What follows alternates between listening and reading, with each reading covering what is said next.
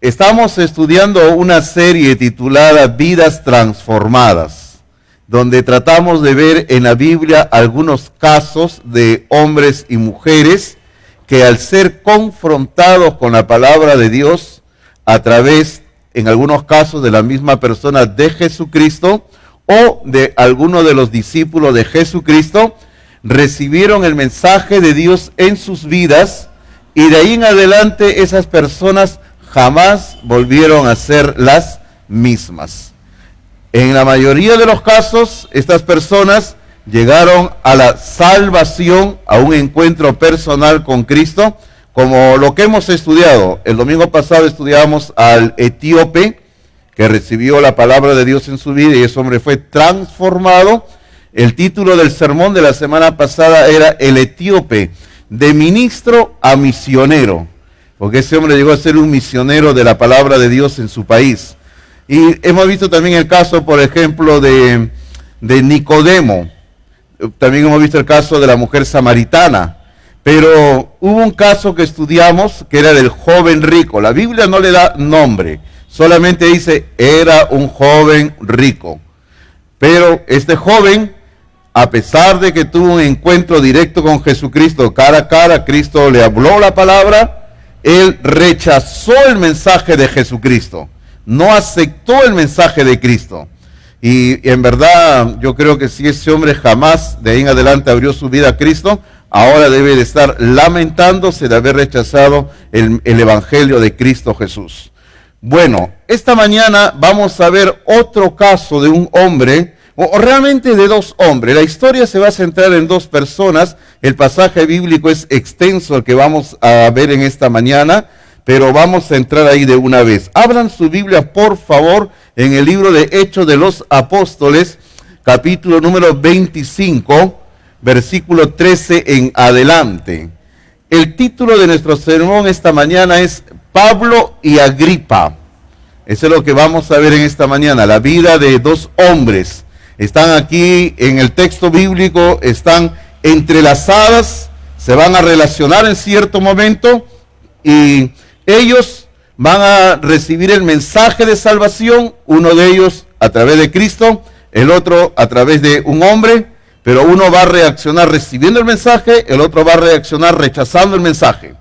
En Hechos capítulo 25, versículo número 13 en adelante, ahí antes de leer le voy diciendo lo siguiente, que en esta porción de la palabra de Dios que vamos a entrar, capítulo 25, versículo 13, hasta el final del capítulo 26 de Hechos, en esta porción de la palabra de Dios se va a cumplir una promesa que el Señor le hizo al apóstol Pablo, bueno, cuando todavía se llamaba Saulo. El Señor le hizo una promesa y solamente la leo yo, escúcheme por favor. Esa promesa se encuentra en Hechos capítulo 9, versículo 15, que el Señor le dijo así a Ananías, le dijo así: ve, porque instrumento escogido me es este, para llevar mi nombre en presencia de los gentiles y de reyes y de los hijos de Israel.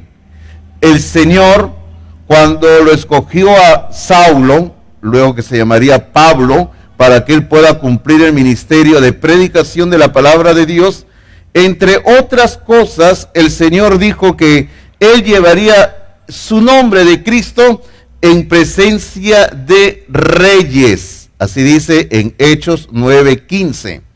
Bueno, han tenido que pasar unos 23 o 24 años desde la conversión de Saulo hasta que llegamos aquí en el capítulo 25 de Hechos, para que esta promesa se haga una realidad. Aquí vamos aprendiendo algo. Muchas veces, para que una promesa de Dios se vuelva una realidad en nuestra vida, a veces tiene que pasar cierto tiempo. A veces las promesas de Dios se cumplen de una forma inmediata, pero a veces las promesas tardan un poquito, ¿verdad? Tardan un poquito, pero hay que recordar que Dios tiene un plan perfecto y además la forma en que Dios ve el tiempo no es igual como nosotros la vemos. Así que aquí en Hechos 25:13 se va a cumplir la promesa hecha a Pablo de que él predicaría la palabra de Dios ante los reyes. 25:13, comienzo a leer por favor la palabra del Señor, dice así. Pasados algunos días, el rey Agripa y Berenice vinieron a Cesarea para saludar a Festo. Ahí permítame hacer un alto para explicarle algo. ¿Quién era este rey Agripa y quién era esta Berenice? Bueno, para empezar, esto deberíamos haberlo mencionado hace un rato. Pablo se encontraba preso en una ciudad de la costa de Palestina. Esta ciudad se llamaba Cesarea. Usted sabe que Pablo paraba de cárcel en cárcel por predicar el evangelio. Ese era Pablo, ¿verdad? Entonces, ahora Pablo es llevado ante el rey Agripa y Berenice. El rey Agripa era el bisnieto del tristemente célebre rey Herodes el Grande. Todos sabemos quién fue Herodes el Grande. Este hombre fue el rey que cuando se enteró que había nacido el Mesías, mandó a matar a todos los niños menores de 2 años. Así que este hombre tenía eso entre sus antepasados. Pero Berenice, que se menciona acá, dice el rey Agripa y Berenice, no era su esposa. Era su amante, pero era su hermana. Así que este hombre estaba viviendo en un pecado de incesto. Y esa era la comidilla de que se daba en esa época por todo lugar. Y este hombre por eso andaba viajando por todo lugar, porque en todo lugar tenía problemas a causa de estar conviviendo con su hermana. Y ahora llega a esta ciudad, se encuentra con Festo. ¿Quién es Festo? Festo era la autoridad romana que estaba gobernando esa región en esos momentos. Entonces, todos estos personajes están acá. Recuerde, Pablo está preso. Y aquí llega el rey con su hermana, su amante, y ahí está Festo, la autoridad romana. Versículo número 14. Y como estuvieron allí muchos días, o sea, Agripa y Berenice, Festo expuso al rey la causa de Pablo, diciendo, un hombre ha sido dejado preso por Félix. Eso tendría usted que leer en el capítulo anterior para entender quién era Félix. Versículo 15. Respecto al cual cuando fui a Jerusalén se me presentaron los principales sacerdotes y los ancianos de los judíos pidiendo condenación contra él. A estos respondí que no es costumbre de los romanos entregar a alguno a la muerte antes que el acusado tenga delante a sus acusadores y pueda defenderse de la acusación. Así que habiendo venido ellos juntos acá sin ninguna dilación al día siguiente, sentado en el tribunal, mandé traer al hombre. Y estando presentes los acusadores, ningún cargo presentaron de los que yo sospechaba. Ahora, observe por favor lo que dice el versículo 19, porque el versículo 19 nos va a ir introduciendo a cuál era el conflicto que se estaba originando en esos momentos. Versículo 19 dice, sino que tenían contra él, o sea, contra Pablo, ciertas cuestiones acerca de su religión y de un cierto Jesús, porque ese era lo que decían, y de un cierto Jesús, ya muerto. Y aquí venía el asunto que se había vuelto el punto de conflicto. Dice, el que Pablo afirmaba estar vivo. Porque, hermanos, la médula del mensaje de Pablo era predicar a Jesucristo. Y Pablo lo va a decir en otra de sus epístolas que él predicaba a un Cristo vivo, a un Cristo que había estado muerto, pero que resucitó al tercer día. Así que Pablo anunciaba la resurrección de entre los muertos, y el ejemplo más claro de la resurrección era la misma persona de Cristo Jesús. Así que Pablo tenía esto como bandera en su predicación. Él iba anunciando por todos lados la resurrección de Cristo Jesús. Aquí había un problema muy cierto. El problema era que los romanos, por naturaleza y por filosofía y por costumbres, ellos no aceptaban que los muertos pudieran volver a vivir. No aceptaban la resurrección de los muertos. Así que aquí Festo está hablando con cierta incredulidad ante lo que Pablo estaba anunciando. Versículo 20, Festo, la autoridad romana, sigue hablando, dice: yo dudando en cuestión semejante, le pregunté si quería ir a Jerusalén y allá ser juzgado de estas cosas. Mas como Pablo apeló para que se le reservase para el conocimiento de Augusto, mandé que le custodiasen hasta que le enviara yo a César. Entonces Agripa dijo a Festo: yo también quisiera oír a este hombre. Y él le dijo: mañana le oirás. Lo que Agripa estaba diciendo aquí era: hace tiempo yo quería escuchar a este hombre. He oído tantas cosas de este hombre que dice, que enseña, que hace.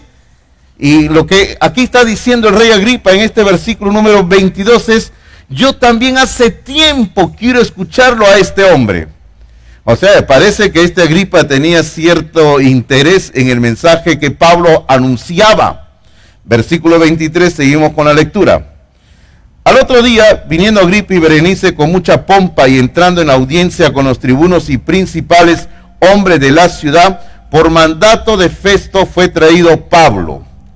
Entonces Festo dijo: Rey Agripa y todos los varones que estáis aquí juntos con nosotros, aquí tenéis a este hombre respecto del cual toda la multitud de los judíos me ha demandado en Jerusalén y aquí, dando voces que no debe vivir más. Pero yo, hallando que ninguna cosa digna de muerte ha hecho, y como él mismo apeló a Augusto, he determinado enviarle a él. Como no tengo cosa cierta que escribir a mi señor, le he traído ante vosotros, y mayormente ante ti, oh rey Agripa, para que después de examinarle tenga yo que escribir. Porque me parece fuera de razón enviar un preso y no informar de los cargos que haya en su contra. Bueno, entonces ahora está ya el momento donde se va a comenzar a escuchar a Pablo qué tiene que decir. Estamos, para los que están llegando, en Hechos capítulo 26. Estamos ahorita por comenzar el capítulo 26, el versículo número 1. Dice así: entonces Agripa dijo a Pablo: se te permite hablar por ti mismo. Pablo entonces, extendiendo la mano, comenzó así su defensa. Me tengo por dichoso, oh rey Agripa, de que haya de defenderme hoy delante de ti de todas las cosas de que hoy soy acusado por los judíos. Mayormente porque tú conoces todas las costumbres y cuestiones que hay entre los judíos, por lo cual te ruego que me oigas con paciencia. Observe usted el ruego que Pablo le hace al rey Agripa, porque Pablo se había percatado de alguna manera, como vamos a ver más adelante en la lectura, de que este rey Agripa tenía interés en el mensaje que Pablo predicaba. Es por eso que al final del versículo número 3, Pablo le dice al rey: te ruego que me oigas con paciencia. Hermanos, el objetivo de Pablo no era tanto defenderse para evitar una sanción o un castigo, porque Pablo sabía que él, como lo va a decir más adelante, él estaba dispuesto a morir por causa del evangelio de Jesucristo.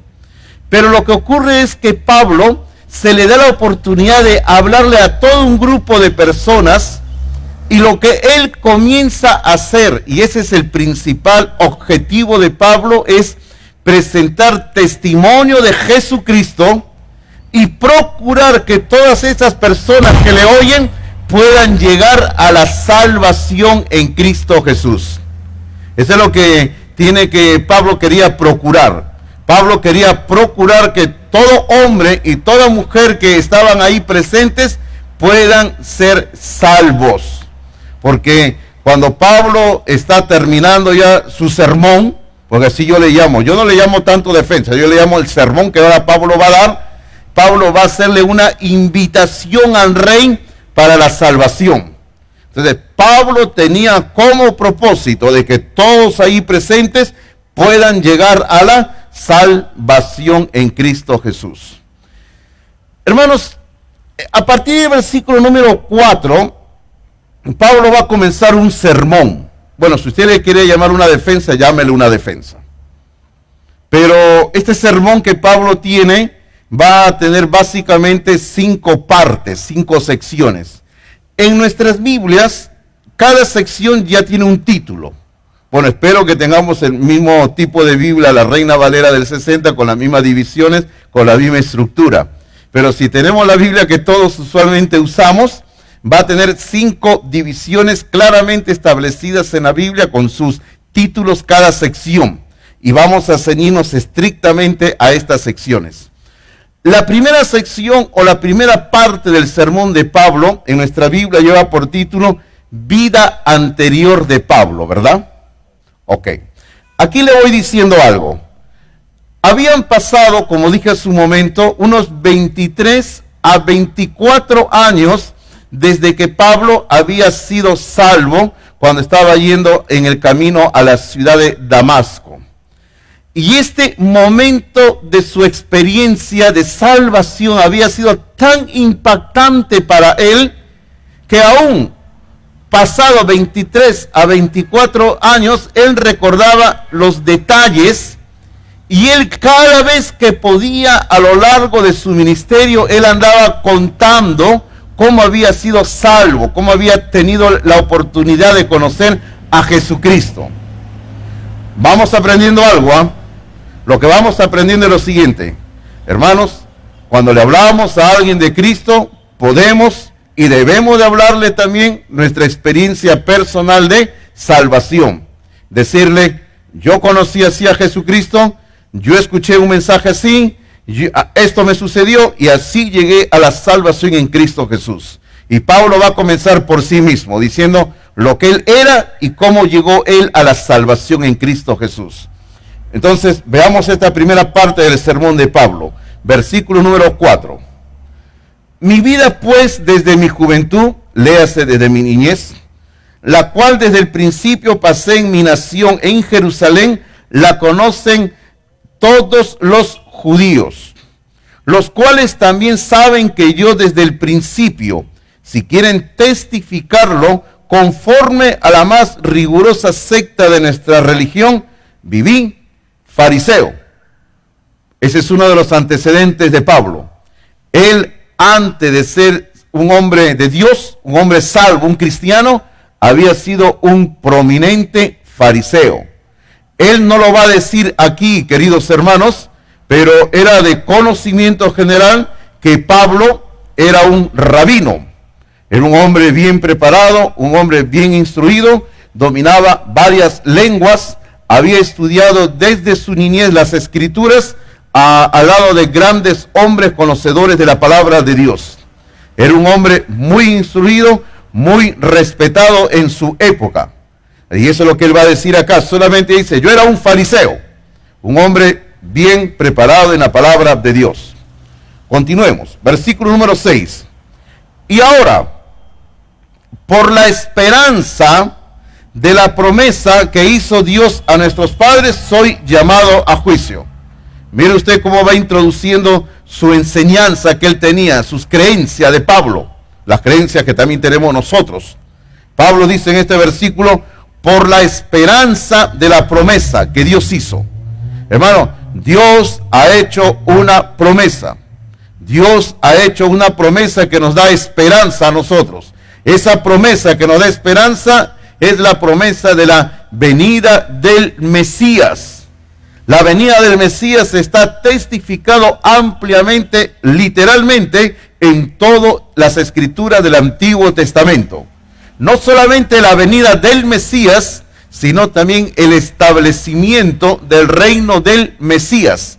Entonces Pablo era un hombre que estaba lleno de la palabra de Dios, conocía la palabra de Dios, y él decía, tengo esta esperanza. Y hermano, le voy diciendo algo muy importante. La esperanza que Pablo está aquí mencionando, no solamente era para él como judío en esa época, es también la misma esperanza que hoy en día tenemos nosotros. Nosotros tenemos la esperanza del pronto regreso de Jesucristo. Tenemos la esperanza que cuando Cristo regrese, establecerá en esta tierra un reino. Entonces, esa esperanza de la que Pablo habla es la esperanza que hoy en día nosotros tenemos. Ahora, observe por favor que en el siguiente versículo él va a seguir aludiendo a esta esperanza. Dice el versículo 7, promesa cuyo cumplimiento esperan que han de alcanzar nuestras 12 tribus, sirviendo constantemente a Dios de día y de noche. Por esta esperanza, o sea, por la esperanza que se menciona en el versículo anterior, por esta esperanza, oh rey Agripa, soy acusado por los judíos. Ahora, la esperanza que Pablo está hablando acá abarca toda una serie de intervenciones de Dios en la historia del hombre. Una de ellas tiene que ver con la resurrección de los muertos. Y eso es lo que Pablo, mire cómo Pablo lo dice en el siguiente versículo número 8, dice, mire cómo comienza, dice que se juzga entre vosotros cosa increíble que Dios resucite a los muertos. Claro, para un judío, hablar de la resurrección de los muertos era algo normal, era algo natural, porque Dios a través de la historia de los judíos en el Antiguo Testamento y en el tiempo de Jesucristo, ya se había realizado muchas veces resurrección de personas de entre los muertos. Por eso es que Pablo dice que a ustedes les parece cosa increíble que Dios pueda resucitar a alguien de entre los muertos. Claro, volvemos a repetir, Pablo le está hablando básicamente a un auditorio que estaba compuesto por griegos y romanos. Griegos y romanos, por filosofía, por costumbres, no aceptaban la resurrección de entre los muertos. Por eso es que Pablo le dice, ¿no? Y claro, habían algunos judíos ahí presentes. Pablo dice que a ustedes les parece cosa increíble que Dios pueda resucitar a alguien entre los muertos. Como yo le dije hace un rato, básicamente, el problema que Pablo tenía era que en su mensaje él hablaba resurrección de entre los muertos. Y a causa de este tema es que Pablo era cuestionado, era perseguido y ahora lo habían metido en la cárcel. Queridos hermanos, usted dirá, pastor, ¿y qué tiene que ver ese tema con nosotros? Es que para nosotros los creyentes, hoy en día, la resurrección es nuestra esperanza, hermanos. Hermanos míos, si alguno de nosotros tuviera que partir a la eternidad en estos momentos, en cualquier día, hermanos, debemos de tener presente que esa muerte que podamos experimentar no será permanente, sino temporal, hasta que Cristo regrese a la tierra y resucite a todo su pueblo de entre los muertos. Si Cristo viniera mientras estamos vivos, Él nos llevará, nos arrebatará y nos llevará a su presencia así vivos, sin experimentar la muerte. Pero nosotros los creyentes tenemos la plena certidumbre, tenemos la plena esperanza de la resurrección de entre los muertos. Así que esto nos tiene que dar aliento a nosotros. A partir del versículo 9, Pablo va a entrar a la segunda parte de su sermón. Y la segunda parte en nuestra misma Biblia lleva por título Pablo el perseguidor. Ahora Pablo va a hablar qué era lo que él hacía en contra de Jesucristo y en contra de la iglesia de Cristo Jesús. Dice el versículo 9: yo ciertamente había creído mi deber hacer muchas cosas contra el nombre de Jesús de Nazaret.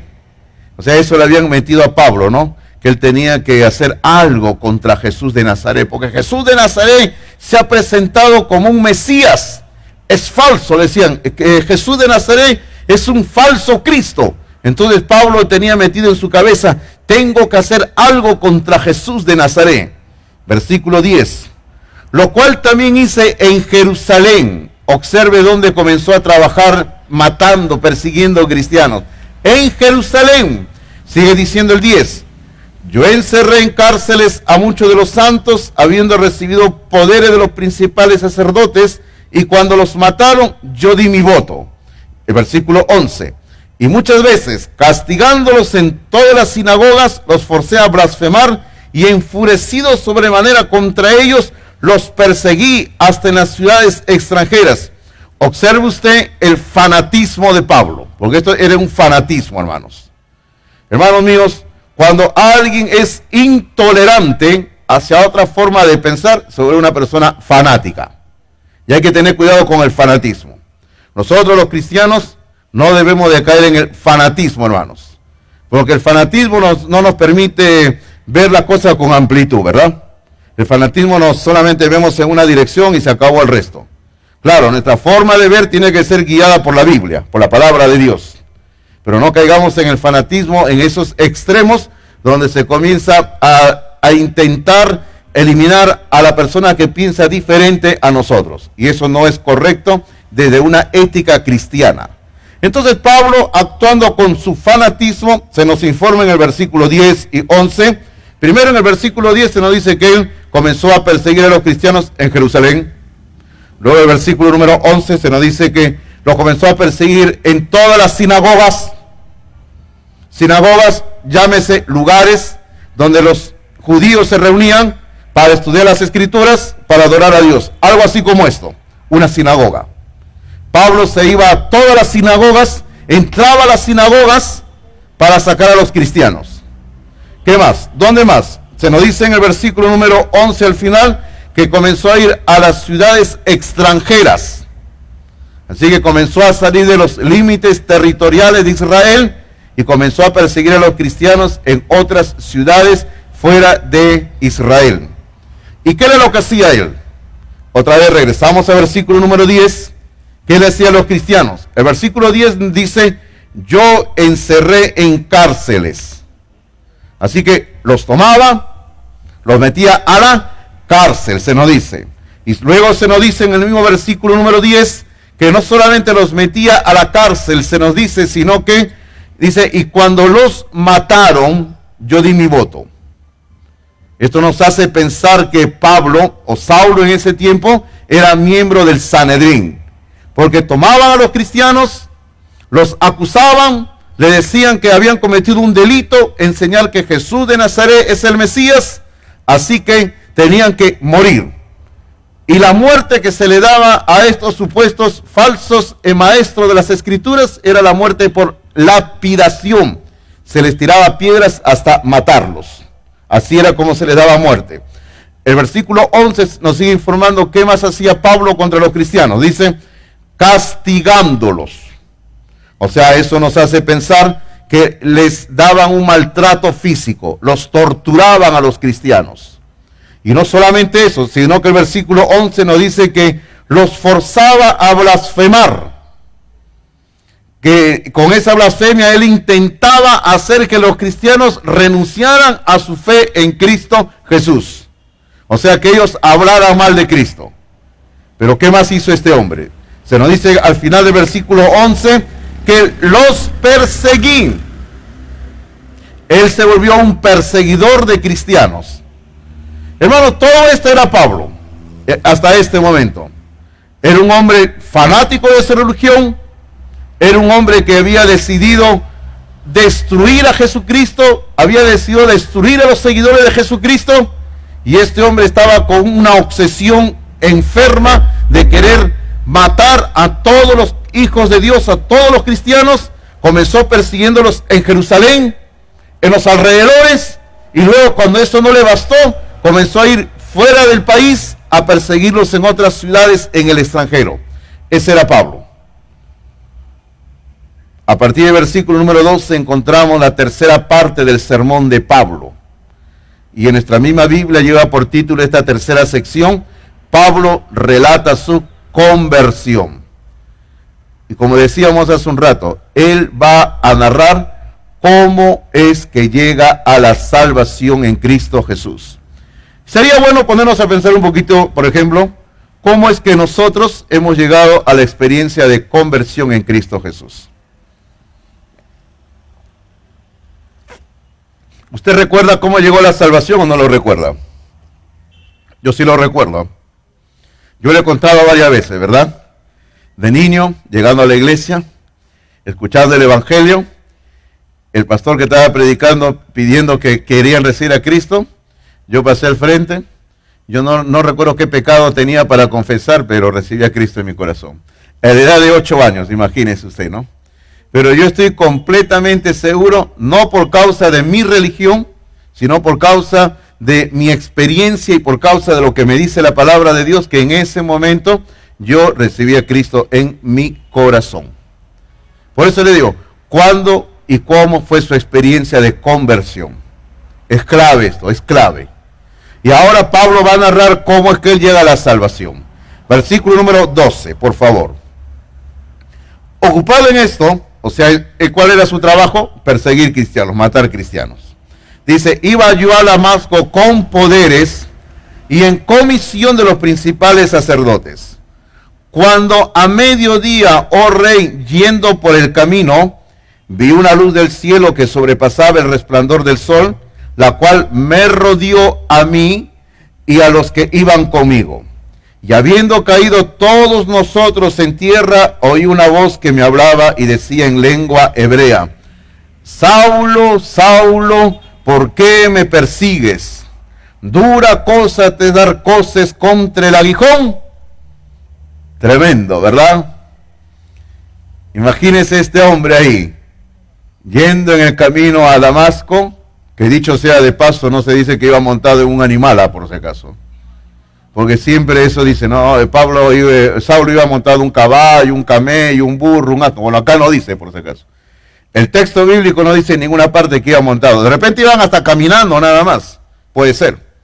La cosa es que se le aparece esa luz sobrenatural, producto de esta experiencia, sufre una caída, todos oyen la voz de Dios, que le dice, Saulo, Saulo, ¿por qué me persigues? Bueno, en ese momento él ya tenía que darse cuenta, porque era un hombre muy inteligente. Primero tenía que darse cuenta y se dio cuenta que el que le estaba hablando era Dios. Pero a él no le cabía en el cerebro, no entraba en su mente, de que Dios le dijera, ¿por qué me persigues? Porque él dentro de sí, él pensaba y decía, yo no estoy persiguiendo a Dios, yo estoy persiguiendo a un falso maestro, a Jesús. Más bien yo estoy sirviendo a Dios. Así que hasta ahí Pablo ya tenía un conflicto interno en ese momento. Y producto de esto, en el versículo 15, yo entonces dije, ¿quién eres, Señor? O sea, claro, si me está diciendo que te persigo, ¿quién eres el que me está hablando? Y la respuesta divina al final del versículo 15 dice, y el Señor le dijo, yo soy Jesús a quien tú persigues. Queridos hermanos, Pablo allí tirado en el suelo recibe la revelación más grande en su vida, que le hizo una transformación total en su vida. Y también, hermanos, hizo un cambio total en toda la teología que él tenía en cuanto a sus enseñanzas y estudios que él tenía del Antiguo Testamento.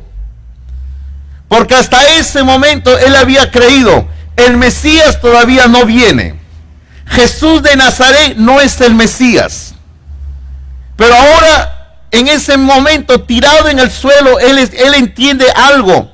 El Mesías ya vino. Y Jesús de Nazaret, a quien yo estoy persiguiendo, es el Mesías revelado.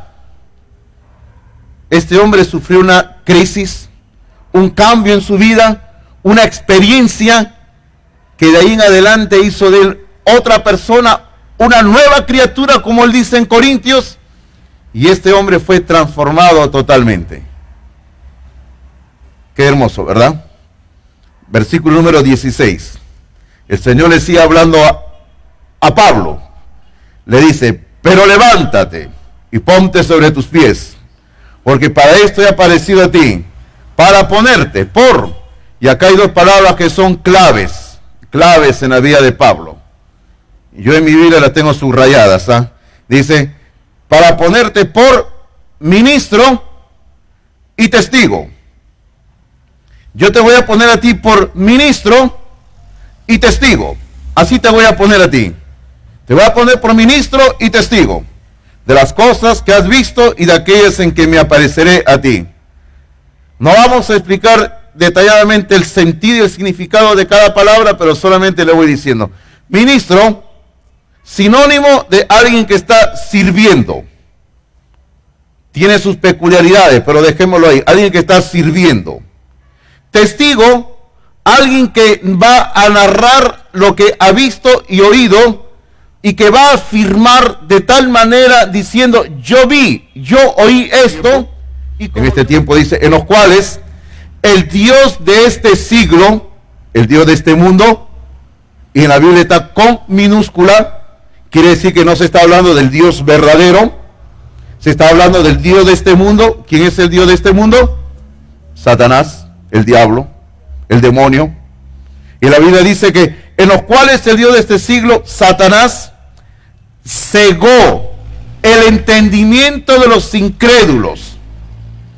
Es que lo que ocurre es que la humanidad, toda la humanidad sin Cristo están cegados espiritualmente por obra, intervención directa de Satanás.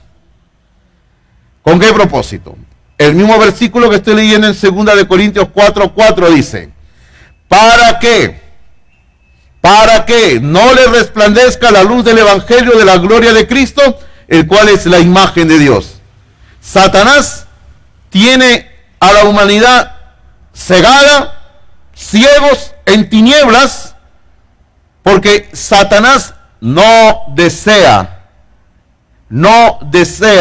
que ningún ser humano llegue a ver la luz del evangelio de Cristo Jesús. En otras palabras, Satanás no quiere que la gente sea salva. Así es el diablo. El diablo no quiere que el ser humano llegue a la conversión en Cristo Jesús. Y esto nos lleva rápidamente al segundo para qué del versículo 18. En el mismo versículo 18, el segundo para qué dice, para que se conviertan de las tinieblas a la luz y de la potestad de Satanás a Dios. Ahí está. Fíjese cómo se complementa con el anterior, ¿verdad? Porque el anterior dice, para que abra sus ojos, porque están ciegos. Ahora el segundo para qué dice, para que se conviertan de las tinieblas a la luz y de la potestad de Satanás a Dios. Un hombre sin Cristo está en tinieblas espirituales. Y según lo que dice aquí en las Escrituras, aquí en Hechos 26:18, dice, están bajo la potestad de Satanás, bajo el control de Satanás. Las Escrituras dicen en 2 Corintios 6, 14 y 15, y otra vez se lo leo por favor, 2 Corintios 6, 14 y 15, es un pasaje donde habla acerca de no hay que tener una unión, está hablando de unión, está hablando de matrimonio y todo eso, ¿no? Pero permítame citar una parte de acá donde dice así, 2 Corintios 6, 14 y 15 dice, Pablo hace una serie de preguntas y dos de ellas dice así, ¿y qué comunión? La luz con las tinieblas. Cuando un hijo de Dios o una hija de Dios se une con una persona que no es del pueblo de Dios, la pregunta es, ¿qué comunión puede haber entre la luz y las tinieblas? Y la siguiente pregunta es más fuerte que la anterior, dice, ¿y qué concordia Cristo con Belial? ¿Y qué concordia Cristo con Satanás? ¿Puede llegar a existir alguna relación entre Cristo y Satanás? No, Señor, no puede haber ninguna relación. Pero tristemente, cuando un creyente se une con una persona inconversa en unión matrimonial, está llevando a una relación no con un cristiano, sino con un hijo de Satanás, y está tratando de unir a Cristo con Belial, con Satanás. El tercer para qué, en el versículo 18 que estamos desmenuzando, 26-18 dice, para que reciban, porque lo que Dios da es eso, Dios ofrece, para que reciban, por la fe que es en mí, perdón de pecados y herencia entre los santificados. Queridos hermanos, aquí se nos está presentando la enseñanza general de las Escrituras en cuanto a la salvación, que de una forma simple, que la salvación, hermano, es el resultado de la fe. La salvación que Dios ofrece es el resultado de la fe sin las obras. Y usted sabe ya de memoria, sabe Efesios 2, 8 y 9, donde dice que es por gracia, no por las obras, ¿verdad? Pero yo le quiero leer otro versículo que dice lo mismo. Gálatas capítulo 2, versículo número 16. Gálatas 2:16. Escucha lo que dice. Sabiendo que el hombre no es justificado por las obras de la ley, sino por la fe de Jesucristo. Todo hombre y toda mujer no son justificados por ninguna obra humana que podamos hacer. Solamente somos justificados por la fe de Jesucristo, nada más. Y así es, ¿verdad? Entonces, el Señor está ofreciendo perdón de pecados y herencia entre los santificados. Todo eso era parte del mensaje que Pablo tenía que predicar y que el Señor le está encargando. Cuarta parte del sermón de Pablo. En nuestra Biblia está el título de la cuarta parte a partir del versículo 19. En nuestra Biblia dice, Pablo obedece a la visión. Entonces, dice así el versículo 19. Recuerda que Pablo le está predicando a todos los presentes, pero él se está dirigiendo por señal de respeto al rey, que está ahí presente. Y le dice en el versículo 19, por lo cual, oh rey Agripa, no fui rebelde a la visión celestial. Ojo con lo que dice acá. Pablo había recibido un llamado divino para el ministerio. Y lo que él está diciendo en esencia es, el Señor me llamó a servirle para ser ministro, para ser un testigo, y yo dije, voy a hacer lo que el Señor me dice. Si usted ha experimentado el llamado de Dios para el ministerio, para ser un ministro, para ser un testigo, hágalo, hágalo. El domingo pasado, cuando estábamos predicando de el etíope y Felipe, recuerda usted que decíamos, y hace un rato lo hemos mencionado, este hombre, cuando llegó o regresó a su país, a Etiopía, la historia cuenta de que este hombre dejó todo lo que estaba haciendo como ministro de economía, porque ese era el cargo que este hombre tenía, y se dedicó a predicar el mensaje del evangelio. Por eso decíamos, ¿no? De ministro a misionero. Y aquí es lo que está haciendo Pablo. Pablo está dejando todo lo que él se dedicaba, y como él mismo dice en este versículo 19, no fui rebelde a la visión celestial. O sea, el Señor me dijo que yo tenía que ser su ministro, su testigo, e inmediatamente acepté el llamado y puse manos a la acción, ministro de Cristo, testigo de Cristo. Versículo número 20 dice, sino que anuncié primeramente a los que están en Damasco y Jerusalén y por toda la tierra de Judea y a los gentiles que se arrepintiesen y se convirtiesen a Dios haciendo obras dignas de arrepentimiento. Porque hermanos, cuando alguien se convierte a Dios, como resultado natural de la conversión, tienen que haber obras dignas de arrepentimiento. Esto no es ninguna contradicción con lo que hace un rato hemos hablado de que nadie es salvo por obras, ¿ah? Esto es muy distinto. Cuando uno se convierte a Dios, uno se vuelve un hijo de Dios, una hija de Dios, el resultado natural de esa experiencia tiene que ser un cambio. Y ese cambio se tiene que demostrar en acciones.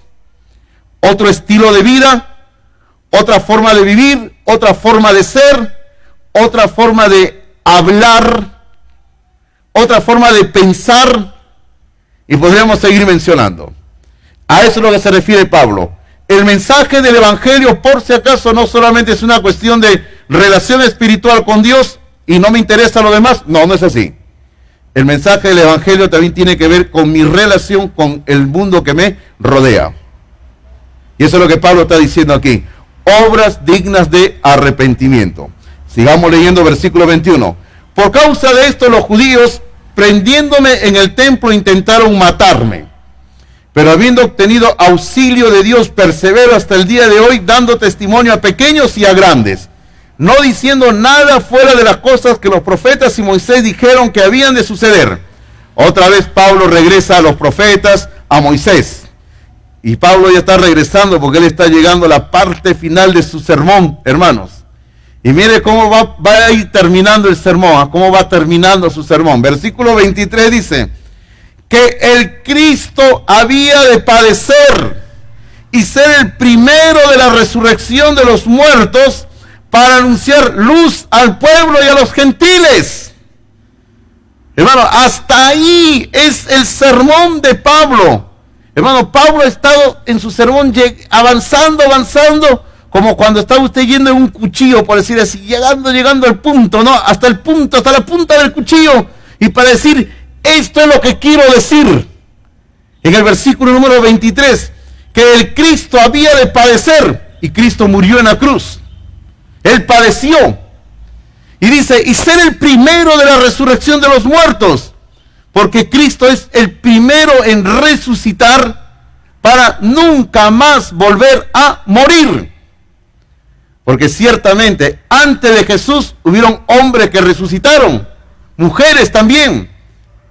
Pero hermanos, todos los que resucitaron, después, como es natural en el ser humano, volvieron a morir. Lázaro, por ejemplo, resucitó, el Señor lo resucitó, pero lógicamente, como cualquier ser humano, vivió tanto tiempo después y tuvo que morir. Pero el Señor Jesucristo es el primero de la resurrección para nunca más volver a morir. Y nosotros los creyentes tenemos esa misma promesa. Vamos a resucitar, pero nunca más volveremos a morir. Y más, todavía dice al final del versículo 23, dice, hablando de Cristo, dice que Cristo para anunciar luz al pueblo y a los gentiles. Ese es el mensaje de Dios. Hermanos, tenemos que anunciar la luz de Dios. La luz de Dios. Hay tantas tinieblas espirituales a nuestro alrededor. Necesitamos proclamar luz en Cristo Jesús.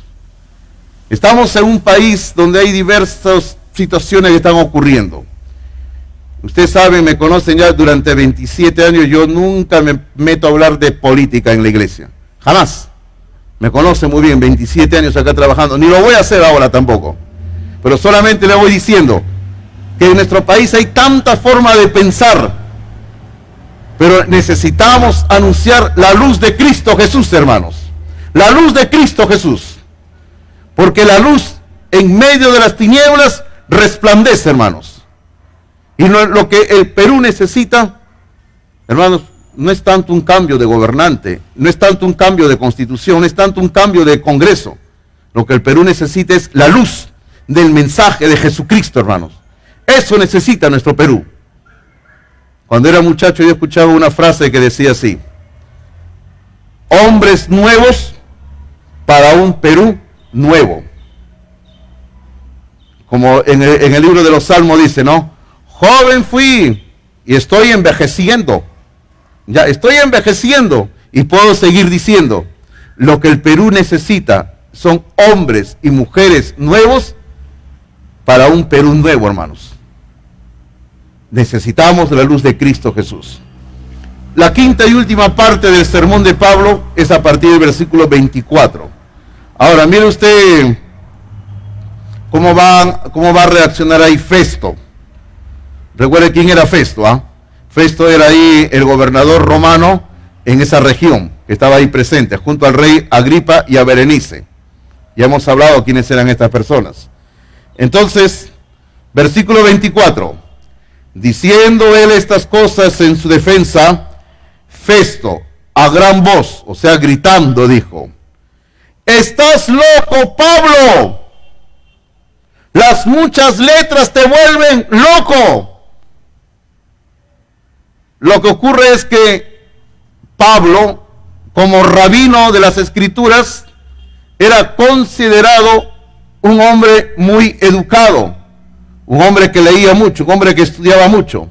Entonces decían, a causa del mucho estudio a este Pablo le ha pasado algo en el cerebro, se le ha cruzado los chicotes.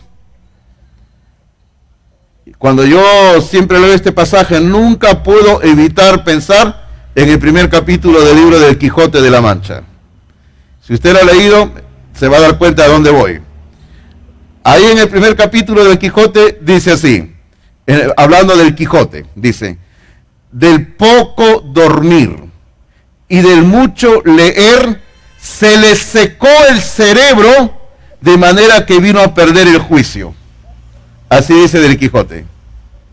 Dice: del poco dormir y del mucho leer se le secó el cerebro, de modo que vino a perder el juicio. Y si usted ha leído la obra del Quijote, sabe que a este hombre no le funcionaba muy bien el cerebro, ¿verdad? Pero este no es el caso de Pablo. Pablo no estaba loco. Pablo no había perdido la razón. Pablo no había perdido el juicio para nada. Pablo era un hombre que estaba completamente sano físicamente. Y era un hombre completamente sano en cuanto a su forma de pensar. Era un hombre que tenía una forma de pensar muy equilibrada. Así que él no estaba loco. Y él le va a decir así a Festo. Versículo 25. Mas Pablo dijo: no estoy loco, excelentísimo Festo. Lo sigue tratando con respeto. A la autoridad se le trata con respeto, pues, hermano, siempre, ¿no? Dice: sino que hablo palabras de verdad y de cordura. Estoy hablando la verdad, estoy cuerdo, le dice. No estoy hablando locuras. Versículo 26. Y ahora Pablo, de lo que está respondiéndole a Festo, imagínense la escena, porque esto es crucial, ¿eh? Pablo le está hablando al rey Agripa. De un momento a otro, Festo, que está al lado, le habla a Pablo y Pablo le habla a Festo. Pero ahora en el versículo número 26, como que él gira un poco la cabeza y se dirige al rey. Y le dice en el 26: pues el rey sabe estas cosas, delante de quien también hablo con toda confianza, porque no pienso que ignora nada de esto, pues no se ha hecho esto en algún rincón. Lo que ocurre es que este Agripa, como vivía en Palestina, entre los judíos, andaba y ahí metido este hombre, conocía todo lo que sucedía en Palestina y él sabía perfectamente lo que había ocurrido hacía años atrás con Jesucristo. Por eso es que Pablo le dice: él sabe, tú sabes, oh rey, le dice, tú sabes, oh rey, que Jesús de Nazaret resucitó de los muertos. Tú lo sabes, porque esto no ha ocurrido en un rincón por ahí. Esto es de conocimiento general, le dice. Y el versículo 27 es la pregunta más penetrante que alguien le puede hacer a otra persona. Le dice: ¿crees, oh rey Agripa, a los profetas? ¿Crees, oh rey Agripa, a los profetas? Y antes que el rey diga ni sí ni no, de repente lo agarró y el rey se quedó ahí, no. Y Pablo le dice: yo sé que crees, le dice. Hermano, el rey Agripa tenía que responderle a Pablo, porque en el siguiente versículo le va a responder. Pero el rey Agripa estaba entre la espada y la pared. Por un lado estaban ahí sus amigos los romanos, que negaban la resurrección y con quienes quería quedar bien. Porque si él decía: sí creo en los profetas, entonces los romanos decían: tú estás loco también como Pablo. Por otro lado estaban los judíos, con los que él trabajaba. Entonces decía: no, si yo digo que creo en los profetas, voy a estar aceptando que Cristo es Jesús de Nazaret, es el Cristo. Y me van a decir que estoy loco, estoy enfermo también. Entonces, ¿qué hago? Hermanos, y aquí nos hacemos nosotros una pregunta también.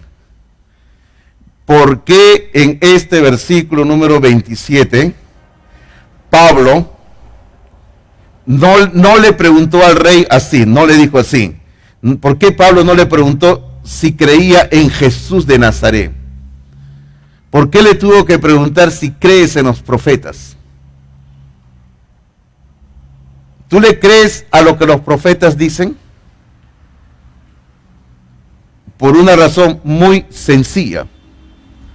Porque si alguien cree en los profetas, va a creer y aceptar que la enseñanza de los profetas, toda la enseñanza de los profetas, toda se cumplen en la persona de Jesús de Nazaret. Entonces, cuando alguien dice, yo creo en los profetas del Antiguo Testamento, entonces todo el mensaje, toda la enseñanza de los profetas del Antiguo Testamento se cumplen en Jesús de Nazaret. Es por eso que Pablo le decía así, si tú crees en los profetas, crees en Jesús de Nazaret. Hermano, el argumento de Pablo era contundente, era sólido, era irrefutable y no había escapatoria. Entonces, en el versículo número 28, entonces Agripa dijo a Pablo, por poco me persuades a ser cristiano. Hoy en día algunos dirían, ¿no? Ay, por poco me persuades a ser evangélico. Hace muchos años atrás, hará quizás 35 años atrás, más o menos calculo así, estaba hablando con un caballero en cierto lugar acá en Lima, y yo le estaba hablando de Cristo. Era un hombre de negocios, y me hizo preguntas de la Biblia, conversamos todo, invertí buen tiempo hablándole, y a la final yo le dije, no, abre tu corazón, entrega tu vida a Jesucristo. Y él terminó casi diciendo lo mismo. Por poco me convierto en evangélico, me dijo. Yo nunca más lo he vuelto a ver. Yo no sé si él habrá tenido la oportunidad de oír el mensaje de Dios y llegar a la salvación. Dios quiera que sea así. Exacto. Pero si en el caso que este hombre a quien me refiero, que conocí y nunca llegó a la salvación, como en el caso de Agripa que estamos viendo, porque Agripa, según la historia, nunca llegó a reconocer a Jesús como el Mesías, y se murió así.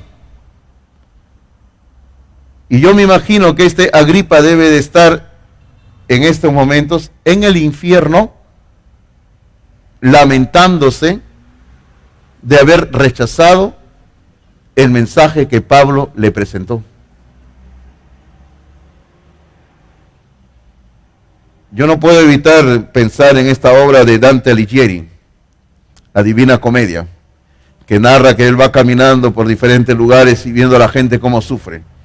Si usted la ha leído, va a recordar que llega y él ve algunos personajes, menciona a fulano, a sutano, y yo digo, de repente por ahí estaba Agripa también, quien estaba golpeándose la cabeza, por decir así.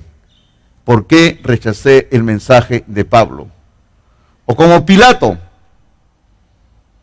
que pensó que lavándose las manos se quitaba el asunto de encima.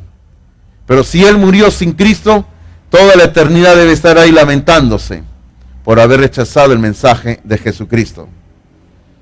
Y Pablo va terminando con el versículo 29 que dice: quisiera Dios que por poco o por mucho, no solamente tú, sino también todos los que hoy me oyen, fueseis hechos tales cual yo soy, excepto estas cadenas. Lo que Pablo le está diciendo es: yo quisiera que tú, oh rey Agripa, y todos los que me oyen, fuesen hechos como yo, que Jesucristo transformó mi vida, pero que solamente ustedes no tengan estas cadenas que tengo yo.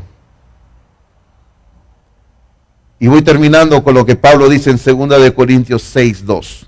Le invito a que abra su Biblia ahí, 2 de Corintios 6:2, porque quiero mostrarle ahí lo que dice la palabra del Señor, ¿sí? 2 de Corintios 6:2. Por favor. La hora corre muy rápido, ¿no? Solamente nos han dicho 1 hora de culto nada más y ya nos hemos pasado 1 hora.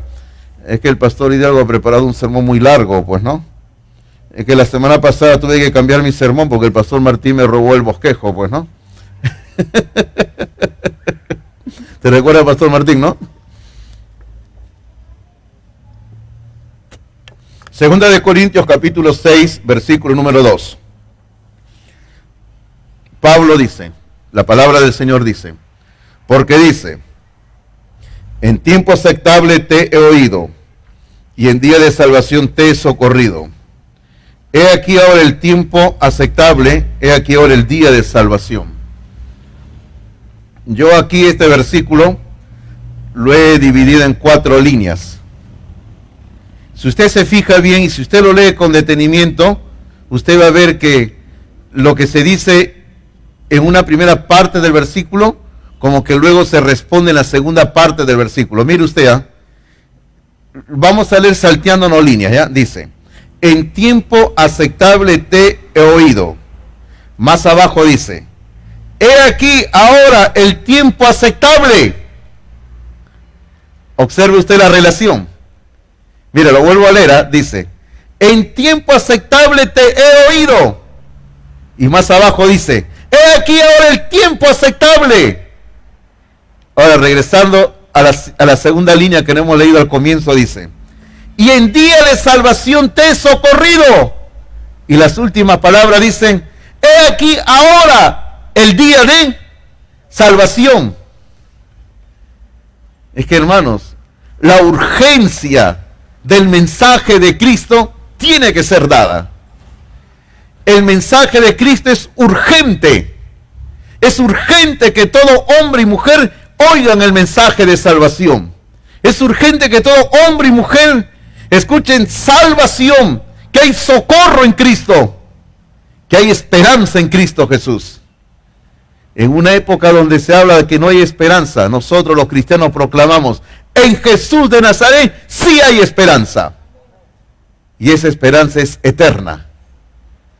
Y quiero invitarle a usted, si en esta mañana aún no ha tenido la experiencia de la salvación, decirle, de acuerdo a este versículo, he aquí ahora, hoy, el día de salvación. Hoy es el día de salvación. No mañana, no el otro domingo. Hoy es el día de salvación. Hoy.